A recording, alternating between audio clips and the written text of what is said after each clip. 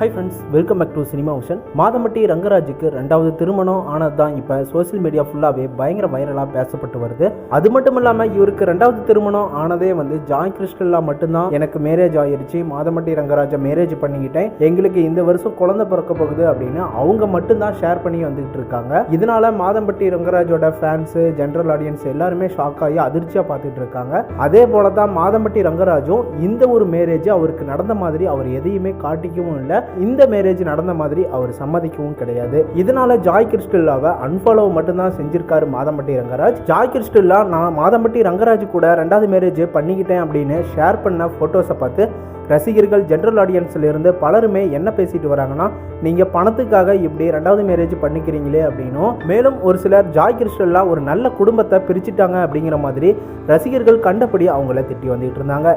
இந்த நிலையில ஜாய் கிறிஸ்டலா மறுபடியும் ஒரு போஸ்டர் ஷேர் பண்ணியிருக்காங்க. அதுல அவங்க என்ன சொல்லியிருக்காங்கன்னா, ஒரு பொண்ணு என்னைக்குமே நல்ல குடும்பத்தை நாசமாக்க மாட்டா, ஆனால் அந்த வீட்டோட பூட்டு ஏற்கனவே உடஞ்சிருந்தா அது ரொம்ப சுலபமாயிரும். ஏற்கனவே ஸ்ருதிக்கும் மாதம்பட்டி ரங்கராஜுக்கும் இடையில பிரச்சனை போயிட்டு இருக்கு அப்படிங்கிற மாதிரி இன்டைரக்டா பதில் சொல்ற மாதிரி சொல்லியிருக்காங்க ஜாய் கிறிஸ்டலா. இதனால இவங்களுக்குள்ள நிறைய பிரச்சனைகள் ஓடிட்டு இருக்கு போல.